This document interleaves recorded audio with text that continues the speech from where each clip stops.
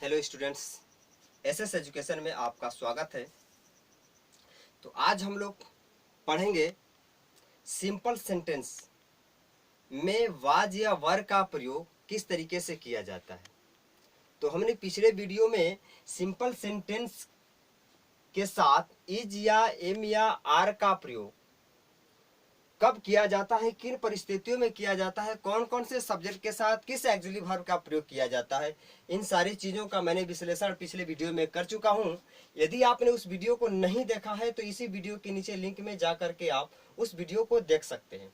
तो चलिए हम शुरू करते हैं, तो आप वीडियो के अंत तक बने रहिए। चलिए शुरू करते हैं कि सिंपल सेंटेंस में वाज या वर का प्रयोग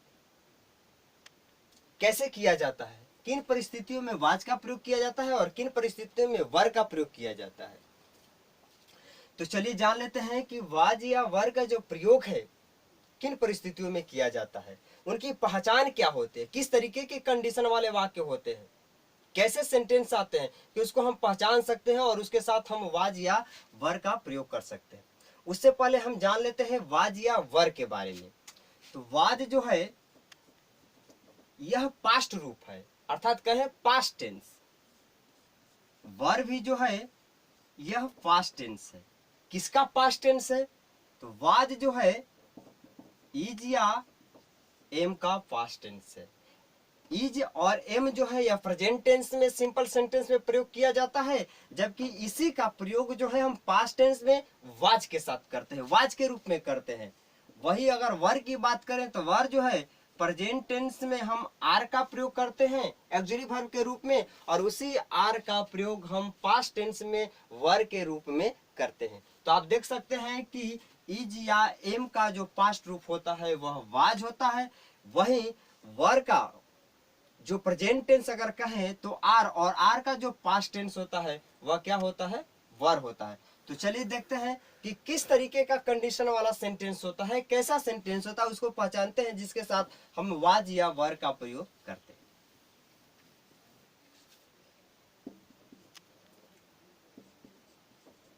जब किसी वाक्य के अंत में, जब किसी वाक्य के अंत में था, थी, थे, हो तथा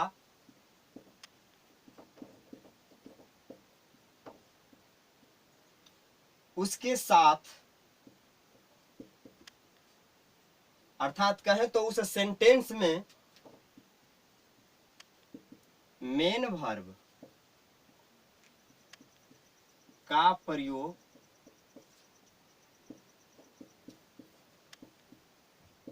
न किया गया है, तो वैसे सेंटेंसों के साथ हम वाज या वर का प्रयोग कर सकते हैं। तो आप देख सकते हैं, समझ लीजिए थोड़ा सा, वाज या वर का प्रयोग सिंपल सेंटेंस में यदि मेन वर्ब दिया है तो उसे हम सिंपल सेंटेंस नहीं कर सकते हैं। यदि किसी सिंपल सेंटेंस में यदि मेन वर्ब दे दिया है तो उसे हम सिंपल सेंटेंस में नहीं रखते हैं। जैसे एग्जांपल से हम समझ सकते हैं, जैसे कहें कि राम बीमार था। आप इस एग्जाम्पल में देख सकते हैं कि हमने कहा है कि जब किसी वाक्य के अंत में था, थे, थी, हो, तो हम किसका प्रयोग करते हैं? वाज या वर का प्रयोग करते हैं। सब्जेक्ट के अनुसार जो भी जैसा सब्जेक्ट आता है उस सब्जेक्ट के अनुसार या तो वाज का प्रयोग करेंगे या तो वर का प्रयोग करेंगे। था, थे, थी दर्शा रहा है तो इसका मतलब किसी में से किसी एक का प्रयोग करेंगे। लेकिन यदि सेंटेंस, तो इसको हम क्या कहेंगे? इसको हम सिंपल सेंटेंस बोलेंगे। सिंपल सेंटेंस कब बोल रहे हैं? कि जब सेंटेंस में जब मेन वर्ब न दिया हो। अगर मेन वर्ब अगर दे देता है तो उसे हम सिंपल सेंटेंस में नहीं रखते हैं। जैसे अगला एग्जांपल को देखिए, राम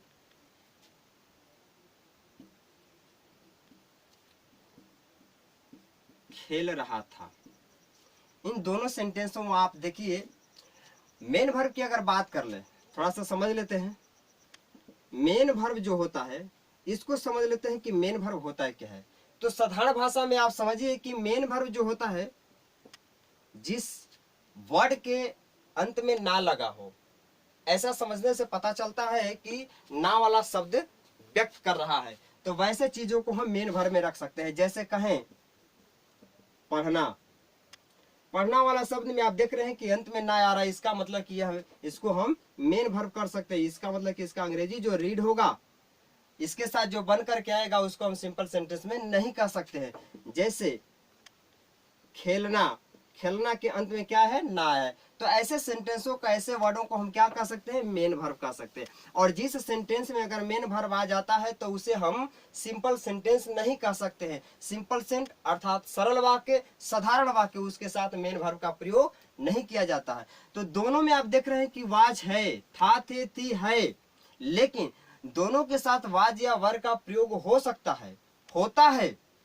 लेकिन अगर सेंटेंस की बात कहें तो इस सेंटेंस को ही हम केवल सिंपल सेंटेंस में रख सकते हैं। बाकी जिस सेंटेंस में था, थे, थी रहने के बावजूद भी यदि मेन वर्ब आ जाता है तो उसे सिंपल सेंटेंस में नहीं बल्कि हम टेंस उसे कह सकते हैं। तो आज हम लोग टेंस नहीं बल्कि सिंपल सेंटेंस पढ़ रहे हैं, तो वाज या वर के साथ हम मेन वर्ब का प्रयोग नहीं करेंगे, क्योंकि हम सिंपल सेंटेंस पढ़ रहे हैं। तो सिंपल सेंटेंस में मेन वर्ब का प्रयोग नहीं होता है। तो हम वैसे सेंटेंस को पढ़ेंगे जिसमें मेन वर्ब नहीं होता है, और वैसे सेंटेंस को हम सिंपल सेंटेंस कहते हैं। चलिए तो आगे देखते हैं किन किन सब्जेक्ट के साथ वाज का प्रयोग होता है और कौन कौन से सब्जेक्ट के साथ वर का प्रयोग होता है।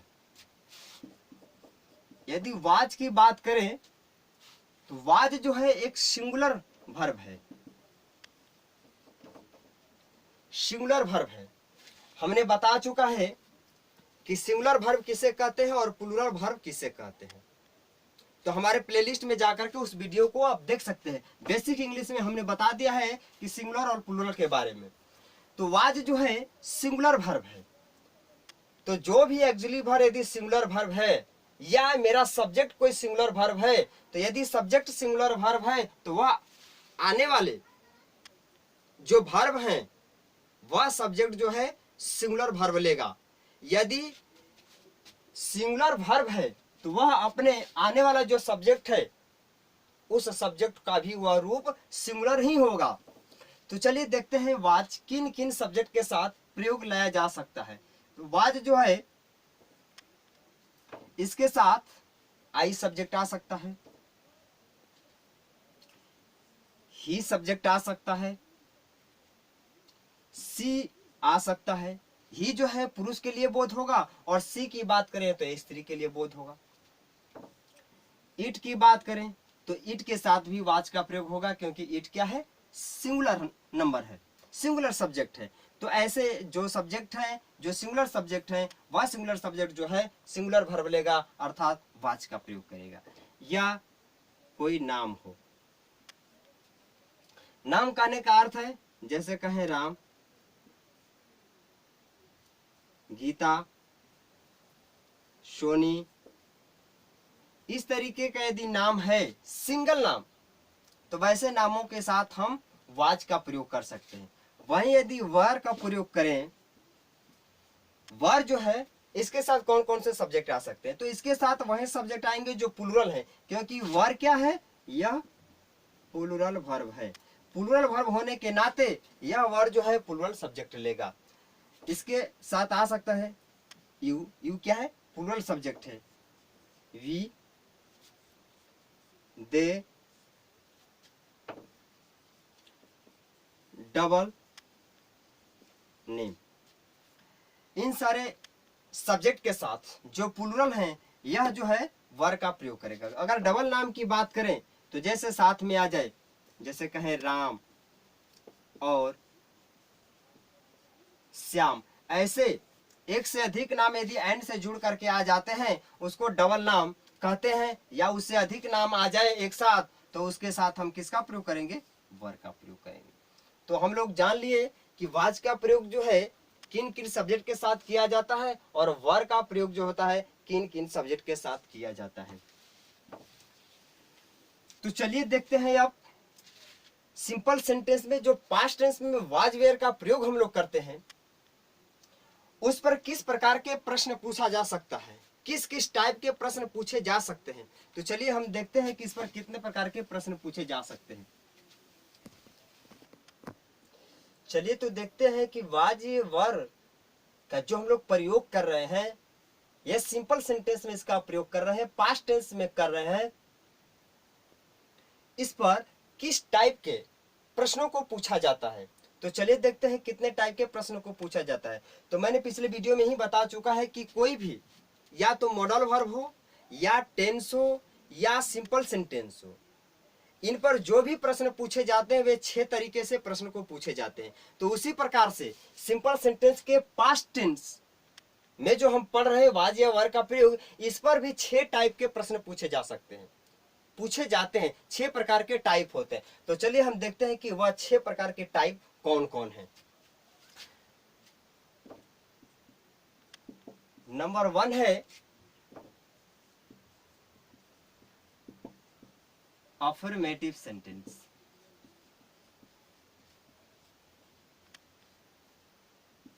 To number negative sentence.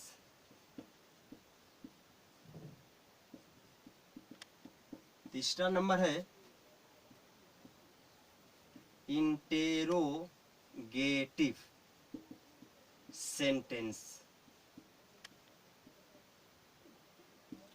चौथा नंबर है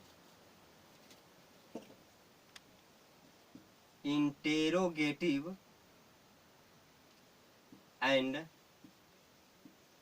नेगेटिव सेंटेंस। पांचवा है WH सेंटेंस। लास्ट और छठवां है WH एंड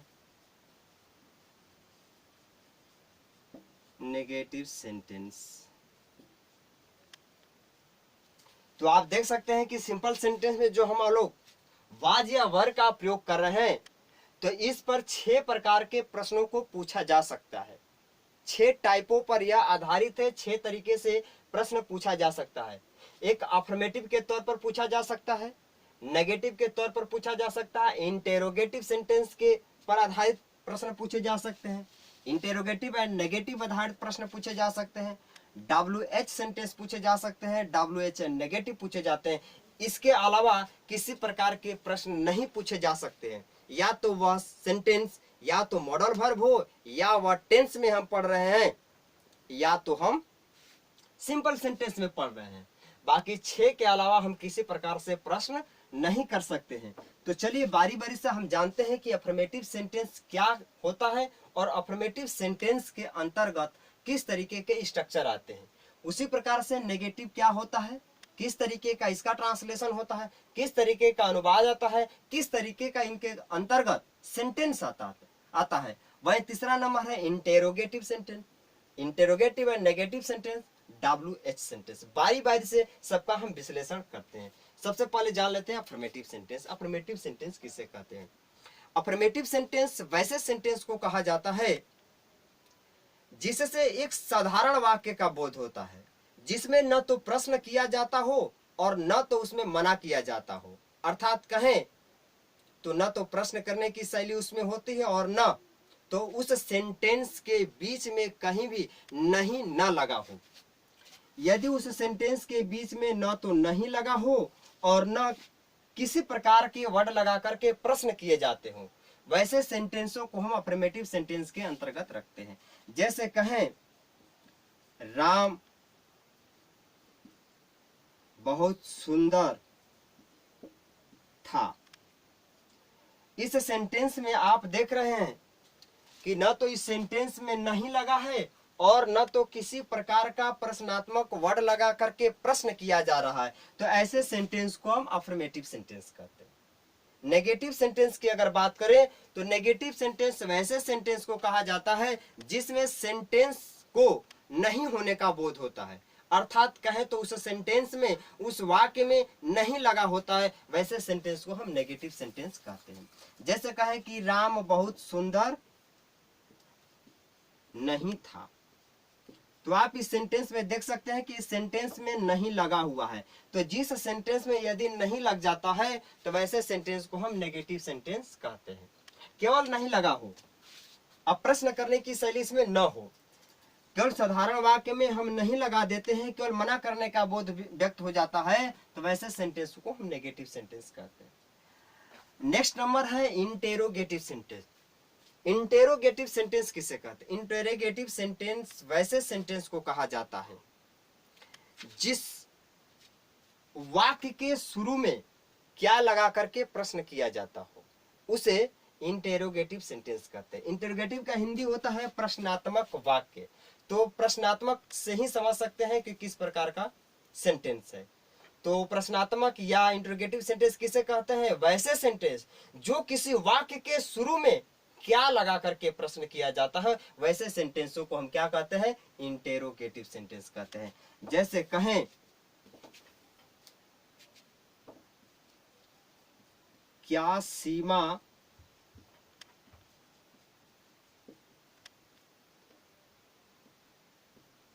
चालाक थी। आप इस सेंटेंस में देख रहे हैं कि सेंटेंस क्या है? सीमा चालाक थी। और इस सेंटेंस के हमने शुरू में लगा दिया है क्या, और क्या जो वर्ड आया है क्या लगा करके हमने प्रश्न कर रहा है कि क्या सीमा चालाक थी। तो ऐसे सेंटेंसों को हम इंटेरोगेटिव सेंटेंस कहते हैं। और इंटेरोगेटिव सेंटेंस यदि कभी भी आए या कभी भी उसका इंग्लिश ट्रांसलेट करना हो तो हमेशा उस सेंटेंस के अंत में क्वेश्चन मार्क चिन्ह देना जरूरी है, क्योंकि यह प्रश्नात्मक होने का भाव व्यक्त करता है। तो आप समझ गए कि इंटरोगेटिव सेंटेंस किसे कहते हैं। तो वैसे सेंटेंस को कहा जाता है जो किसी वाक्य के शुरू में क्या लगा करके प्रश्न किया, कोई भी वाक्य हो उसके शुरू में यदि क्या लग गया, प्रश्न कर रहे हैं, तो वैसे सेंटेंस को हम इंटेरोगेटिव सेंटेंस कहते हैं। नेक्स्ट है interrogative and negative sentence. Interrogative and negative sentence किसे कहते हैं? तो हमने इंटेरोगेटिव का भी ऊपर विश्लेषण कर दिया और नेगेटिव का भी विश्लेषण कर दिया। अर्थात कहें तो इंटेरोगेटिव एंड नेगेटिव का मिक्सचर है, मिश्रण है। तो हमने इंटेरोगेटिव का परिभाषा क्या बताया है? इंटेरोगेटिव सेंटेंस का विश्लेषण मैंने परिभाषा बताया है कि इंटेरोगेटिव सेंटेंस वैसे सेंटेंस को कहा जाता है जिस वाक्य के शुरू में क्या लगा हो। और नहीं का क्या बताया है कि किसी सेंटेंस में नहीं लगा हो। अर्थात हम कह सकते हैं कि वैसे सेंटेंस जिसमें शुरू में क्या लगा करके भी प्रश्न किया जाता हो और साथ ही साथ उस सेंटेंस में नहीं भी लगा हो, वैसे सेंटेंस को हम इंटेरोगेटिव एंड नेगेटिव सेंटेंस कहते हैं। जैसे कहें कि क्या वह उदास नहीं थी। आप इस सेंटेंस में देख सकते हैं वह उदास थी, वह उदास थी सेंटेंस है, और इस सेंटेंस में हमने क्या लगाया है? क्या लगाया है? क्या लगाया उसके साथ इस सेंटेंस में नहीं भी लगा है। तो वैसे सेंटेंस जिसमें जिस सेंटेंस के शुरू में क्या लगा करके प्रश्न किया जाता हो और साथ ही साथ उस सेंटेंस में नहीं भी लगा हो, वैसे सेंटेंस को हम इंटेरोगेटिव एंड नेगेटिव सेंटेंस के अंतर्गत रखते हैं। आगे नेक्स्ट देखते हैं WH सेंटेंस किससे कहते हैं। WH सेंटेंस पढ़ने से पहले हम जान लेते हैं कि WH के अंतर्गत कौन कौन से वर्ड आते हैं। जैसे WH फैमिली जो होती है उसके अंतर्गत when, why, whom, how, where, what, etc। यानी कि इस वर्ड को आप देख रहे हैं, इसी वर्ड को हम WH कहते हैं। शॉर्ट नाम में हम कहते हैं WH फैमिली। WH फैमिली के नाम से जानते हैं। तो बड़ा होने की वजह से हमने केवल इसका नाम WH दे दिया। इसी WH कहे तो when, why, who, HW, where, what, etc, कब, क्यों, कैसे, कहा इत्यादि ऐसे वर्ड यदि आ जाते हैं तो उसको हम क्या कहते हैं? WH कहते हैं। तो चलिए देखते हैं WH सेंटेंस किसे कहते हैं। WH सेंटेंस यह भी एक इंट्रोगेटिव का ही रूप होता है, यह भी एक प्रश्न करने की शैली करता है। लेकिन इंट्रोगेटिव में किसी सेंटेंस के शुरू में क्या लगा करके प्रश्न किया जाता है, जबकि इसमें प्रश्न करने की शैली अलग होती है। चलिए देखते हैं कि WH सेंटेंस किसे कहते हैं। WH सेंटेंस वैसे सेंटेंस को कहा जाता है जो किसी भी वाक्य के बीच में कब, क्यों, कैसे, कहां लगा करके प्रश्न किया जाता हो, वैसे सेंटेंस को हम WH सेंटेंस कहते हैं। जैसे एग्जांपल से समझ सकते हैं कि राम कैसे उदास था। WH सेंटेंस की अगर बात करें तो WH सेंटेंस में भी प्रश्न किया जाता है, लेकिन प्रश्न करने का जो तरीका है वह सेंटेंस के बीच में होकर के प्रश्न करता है, जबकि इंटरोगेटिव जो होता है वह भी प्रश्न करता है लेकिन सेंटेंस के शुरू में होकर के प्रश्न करता है। अंतर यही है, दोनों प्रश्नात्मक वाक्य है। तो आप देख सकते हैं राम कैसे उदास था, तो प्रश्न यह भी कर रहा है लेकिन यह सेंटेंस के बीच में कब, क्यों, कैसे, कहां इत्यादि ऐसे वर्ड लेकर के आकर के वह प्रश्न कर रहा है, वैसे सेंटेंस को हम WH सेंटेंस कहते हैं। चलिए आगे देखते हैं WH एंड नेगेटिव सेंटेंस। हमने पढ़ा है WH किसे कहते हैं, हमने पढ़ा है नेगेटिव सेंटेंस किसे कहते हैं, अर्थात ये दोनों का मिक्सचर है। तो कह सकते हैं कि जब किसी सेंटेंस के बीच में कब, क्यों, कैसे भी आ जाए और उसके साथ नहीं भी आ जाए तो वैसे सेंटेंस को हम WH एंड नेगेटिव सेंटेंस कहते हैं। जैसे कहें कि वह क्यों उदास नहीं थी, आप इस सेंटेंस को देख सकते हैं। एक चीज और कि जो क्वेश्चन मार्क्स का हम प्रयोग कर रहे हैं यह इंटेरोगेटिव सेंटेंस के साथ भी होगा और WH सेंटेंस के साथ भी होगा, क्योंकि यह इंडिकेट करता है प्रश्न पूछने को, प्रश्न पूछने को यह इंडिकेट करता है। तो इसमें भी प्रश्न किया जा रहा है, इसलिए इसके साथ अंत में हम क्या करेंगे, क्वेश्चन मार्क्स का चिन्ह देंगे। तो आप देख सकते हैं इस सेंटेंस में वह क्यों उदास नहीं थी, WH जब बीच में कब, क्यों, कैसे आकर के प्रश्न करे WH कहते हैं। उसी सेंटेंस में जब नहीं आ जाए तो उसे नेगेटिव सेंटेंस, अर्थात कहें कि यह WH और नेगेटिव का मिश्रण है, तो वैसे सेंटेंस, वैसे वाक्य जिसके बीच में कब, क्यों, कैसे आकर के प्रश्न करने के साथ साथ उसमें नहीं भी वर्ड लगा हो, वैसे सेंटेंस को हम WH एंड नेगेटिव सेंटेंस कहते हैं। तो चलिए हमने जो सेंटेंस जिस तरीके से पूछे जाते हैं, जिस टाइप के पूछे जाते हैं, उनको हमने धीरे धीरे विश्लेषण कर दिया। अब पढ़ते हैं बारी बारी से कि इस सेंटेंस जो है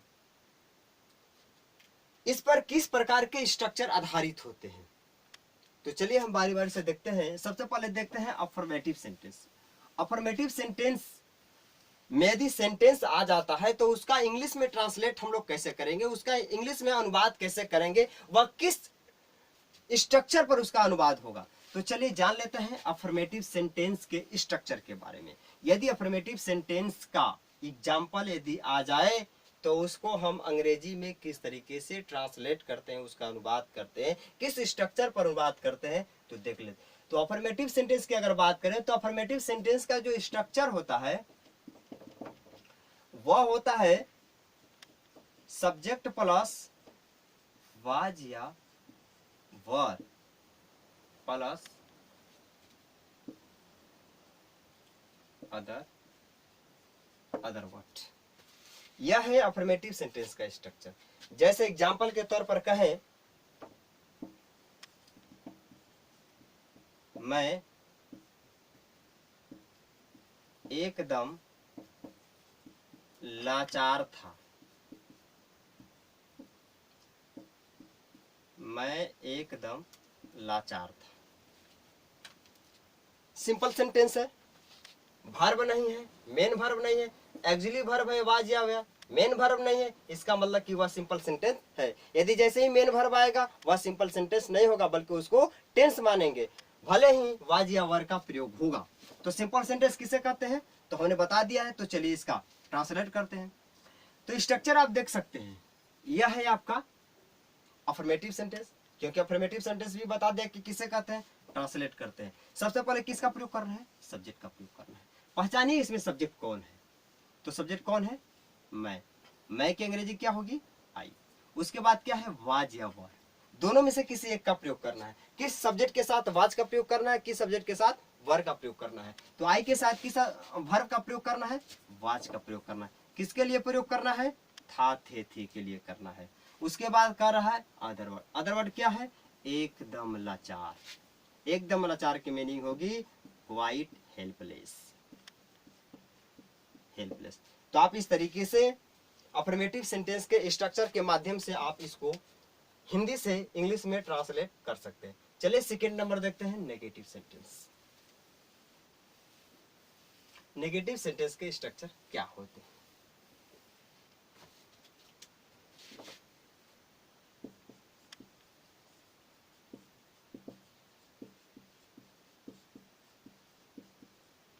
नेगेटिव सेंटेंस, इसका स्ट्रक्चर जो होता है, सब्जेक्ट प्लस वाज या वर plus not plus other word. इसका एग्जांपल होगा, वह बहुत सुंदर नहीं थी। वह बहुत सुंदर नहीं थी। चलिए इसको ट्रांसलेट करते हैं। सबसे पहले हमको सब्जेक्ट को प्रयोग करना है। सब्जेक्ट मेरा क्या है? वह है। और वह के लिए दो मीनिंग, एक ही होगा और एक सी होगा। ही का जो प्रयोग होगा वह मेल के लिए होगा, जबकि सी का प्रयोग जो होगा फीमेल के लिए होगा। अब सेंटेंस में आपको पता करना है कि सेंटेंस जो है फीमेल को दर्शा रहा है कि मेल को दर्शा रहा है। वह बहुत सुंदर नहीं थी, सेंटेंस से पता चल रहा है कि वह मेल नहीं बल्कि फीमेल है, तो हम ही का प्रयोग नहीं बल्कि किसका प्रयोग करेंगे? वह के जगह पे सी का प्रयोग करेंगे। उसके साथ क्या है? वाज या वर। सी के साथ हम किसका प्रयोग कर सकते हैं? किस वर्ब का प्रयोग करेंगे? था थी के बदले वाज का प्रयोग करेंगे। उसके बाद नहीं के लिए नॉट। उसके बाद अदर वर्ड। अदर वर्ड क्या है? बहुत सुंदर, वेरी ब्यूटीफुल, वेरी। तो इस तरीके से आप किसी भी ट्रांसलेट को आप सोल्व कर सकते हैं। चलिए आगे चलते हैं, interrogative sentence. Interrogative sentence,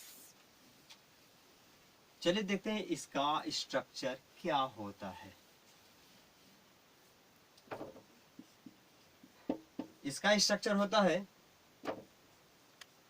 was या वर। इंटरोगेटिव के स्ट्रक्चर में हम क्या करते हैं कि जो एक्चुअली वर्ब होता है उसे हम क्या करते हैं? बाहर निकाल देते हैं। वाज या वर को बाहर निकालते हैं। उसके बाद सब्जेक्ट प्लस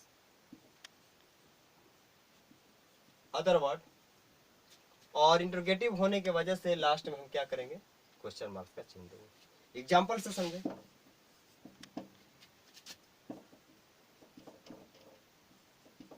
क्या वह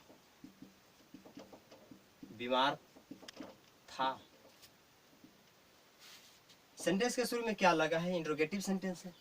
किसका प्रयोग करना है? वाज या वर का प्रयोग करना है। वाज या वर का प्रयोग किसके साथ करना है? जो हमारा सब्जेक्ट हो, सब्जेक्ट के अनुरूप हम क्या करेंगे? वाज या वर का प्रयोग किसी का एक प्रयोग करेंगे। तो वाज या वर का प्रयोग क्या के बदले हमको करना है? किसके अनुरूप? तो सब्जेक्ट के अनुसार। तो हमारा सब्जेक्ट क्या है? वह बीमार था में आपका सब्जेक्ट क्या होगा? ही होगा। सेंटेंस क्या है? मेल में है या फीमेल में? मेल में है। तो मेल के लिए वह की अंग्रेजी क्या होगी? सी नहीं बल्कि हम ही का यूज करेंगे। सब्जेक्ट मेरा ही आ गया, और ही के साथ हम क्या के लिए एक्चुअली वर्ब का प्रयोग करेंगे? वाज या वर। किसका प्रयोग करेंगे? तो ही के अनुसार हम किसका प्रयोग करेंगे? वाज। वाज ही सब्जेक्ट भी हो गया हमारा। उसके बाद अदर वर्ड। अदर वर्ड क्या है? बीमार, इल। अंत में क्वेश्चन मार्क्स। इस तरीके से आप ट्रांसलेट कर सकते हैं। आगे हम बढ़ते हैं, interrogative and negative sentence.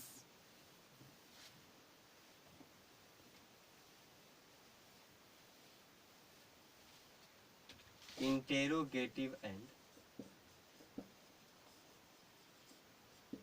Negative sentence. चलिए देखते हैं इंटेरोगेटिव एंड नेगेटिव सेंटेंस का स्ट्रक्चर क्या होता है। इसका स्ट्रक्चर होगा, इंटेरोगेटिव है तो एक्चुअली वर्ब बाहर निकलेगा, plus subject plus not plus other word plus question mark. इसके दो स्ट्रक्चर होते हैं, फर्स्ट स्ट्रक्चर, और सेकेंड होता है वाजंट या weren't plus subject plus other word plus question marks. हम डायरेक्ट सेकेंड वाला जो एग्जांपल स्ट्रक्चर है उसमें डायरेक्ट हम सब्जेक्ट के बाद नोट को हटा करके इसके साथ अटैच कर देते हैं और दोनों तरीके से आप उसे सॉल्व कर सकते हैं। एग्जांपल,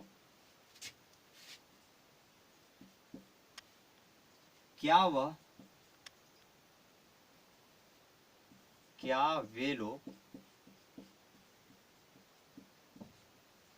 संतुष्ट नहीं थे? क्या वे लोग संतुष्ट नहीं थे? सबसे पहले किसका प्रयोग करना है? चलिए दोनों स्ट्रक्चर से हम बनाते हैं। पहले किसका प्रयोग करना है? वाज या वर्ब। एक्चुअली वर्ब है और एक्चुअली वर्ब का प्रयोग किसके साथ करना है? सब्जेक्ट के। जैसा सब्जेक्ट रहेगा वैसा हम प्रयोग करेंगे। तो पहले हम सब्जेक्ट को ढूंढते हैं। तो सब्जेक्ट मेरा क्या है? वे लोग। चलिए इसका मीनिंग होगा दे। दे जब मेरा सब्जेक्ट आया तो इस दे के अनुरूप हम क्या के लिए वाज के या वेयर में से किसी एक का प्रयोग कर सकते हैं। तो दे के साथ किसका प्रयोग होगा? एक्चुअली वर्ब का, वर्ब का प्रयोग होगा। वह दे सब्जेक्ट भी हो गया। उसके बाद नहीं के लिए नॉट, अदर वर्ड क्या बचा? संतुष्ट, सेटिस्फाइड। अंत में क्या है? Question marks.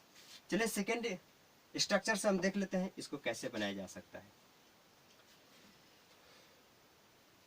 वाजंट या वेरेंट का प्रयोग करना है, फिर उसके बाद सब्जेक्ट का प्रयोग। कभी भी एक्चुअली वर्ब का प्रयोग करना हो तो सबसे पहले आपको सब्जेक्ट ढूंढना होगा। सब्जेक्ट मेरा क्या है? दे है। सब्जेक्ट दे है और दे के अनुरूप हम वाजंट या वेरेंट का प्रयोग करें। किसका प्रयोग करेंगे? वेरेंट का प्रयोग करेंगे। वेरेंट दे, उसके बाद हम किसका प्रयोग करेंगे? सब्जेक्ट हो ही क्या, उसके बाद अदर वर्ड। क्योंकि सेकेंड वाले एग्जांपल में सब्जेक्ट के बाद जो नॉट है उसको हम लेकर शुरू में चले आए एक्चुअली वर्ब के साथ। अदर वर्ड है सेटिस्फाइड, अंत में क्वेश्चन मार्क्स। इस तरीके से आप सॉल्व कर सकते हैं। चलिए अब चलते हैं WH सेंटेंस।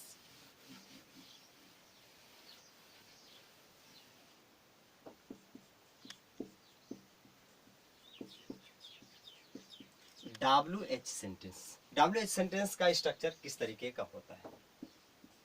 स्ट्रक्चर देखें तो शुरू में ही होगा WH plus actually verb was या verb plus subject plus other word plus question marks. WH का हमने व्याख्यान कर दिया है कि WH किसे कहा जाता है, इसके अंतर्गत कौन कौन से वर्ड आते हैं। चलिए एग्जांपल से समझते हैं।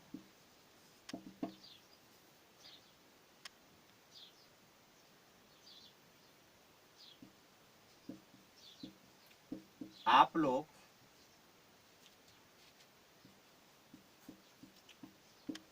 कैसे उदास थे?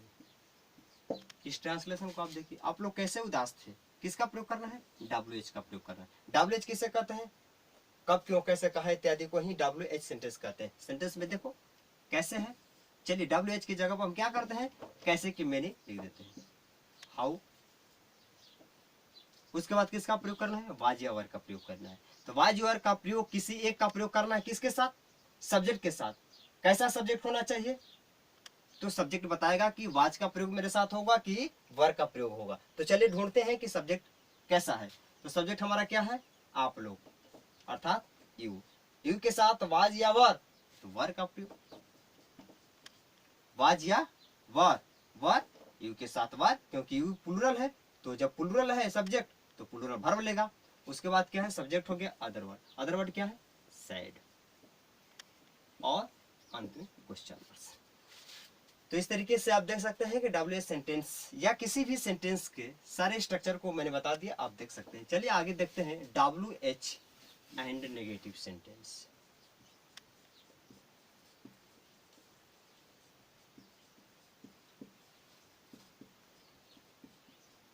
एंड नेगेटिव सेंटेंस, इसका स्ट्रक्चर होगा WH प्लस वाज या verb plus subject plus not plus other word plus question marks. इसके भी दो फॉर्मूले होते हैं। नंबर 2 WH प्लस वाजंट या weren't plus subject plus other word plus question marks. चलिए एग्जांपल से समझते हैं, दोनों स्ट्रक्चर पे हम इसको सॉल्व करेंगे, हिंदी से अंग्रेजी में ट्रांसलेट करेंगे। हम लोग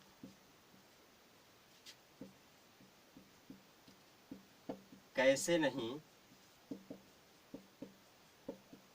चालाक थे, हम लोग कैसे नहीं चालाक थे। फर्स्ट स्ट्रक्चर पे देखते हैं। सबसे पहले किसका प्रयोग कर रहा है? WH का प्रयोग। ढूंढो WH कहाँ है, कहाँ है, इसको पहले लेकर के आते हैं बाहर। उसके बाद किसका प्रयोग करना है? वाज का प्रयोग करना है, वर का प्रयोग करना है। किसके साथ वाज का प्रयोग करना है, किसके साथ वर का प्रयोग करना है। सब्जेक्ट बताएगा, सब्जेक्ट मेरा क्या है? वी है। वी के साथ किस वर्ब का प्रयोग होगा? वर का प्रयोग होगा। चलिए वर यहाँ डाल देते हैं। उसके बाद सब्जेक्ट हो गया, उसके बाद नहीं के लिए नॉट का प्रयोग, उसके बाद अदर वर्ड। अदर वर्ड क्या है? क्लेवर। अंत में क्या है? Question marks. क्वेश्चन मार्क्स देना नहीं भूलना है। हमेशा आप इंट्रोगेटिव सेंटेंस के साथ, WH सेंटेंस के साथ आपको क्वेश्चन मार्क्स का प्रयोग करना जरूरी है। चलिए सेकेंड स्ट्रक्चर पे इसको देख लेते हैं कैसे बनाया जाता है। चलिए सबसे पहले WH का प्रयोग करते हैं। WH क्या है? हाउ। वाजंट या वारंट किसके अनुरूप? सब्जेक्ट के। तो सब्जेक्ट हमारा क्या है? वी। तो वी के साथ वेरेंट का प्रयोग, उसके बाद सब्जेक्ट वी, अदर वर्ड क्या है? क्लेवर। और अंत में क्वेश्चन मार्क्स। तो इस तरीके से हमने जो 6 स्टेप बताए थे, 6 प्रकार से जो प्रश्न किए जाते हैं किसी भी सेंटेंस को लेकर के, किसी भी टेंस को किसी भी मॉडल वर्ब में लेकर के 6 प्रकार के जो सेंटेंस पूछे जाते हैं, प्रश्न पूछे जाते हैं, सारे के सारे मैंने एक एक करके उसका हमने विश्लेषण कर लिया कि किस तरीके के स्ट्रक्चर पर और कौन से जो सेंटेंस है उसके कौन से फॉर्मूले लगेंगे, इसका हमने डिटेल में व्याख्यान किया। तो चलिए इसी के बाद मैंने इस वीडियो को समाप्त करता हूं। यदि यह वीडियो आपको अच्छा लगे तो कमेंट, शेयर और सब्सक्राइब करना ना भूलें। सब्सक्राइब करने से आपको यही फायदा होगा कि जो भी मैं वीडियो अपलोड करूंगा उसका नोटिफिकेशन आप तक पहुंच जाएगा।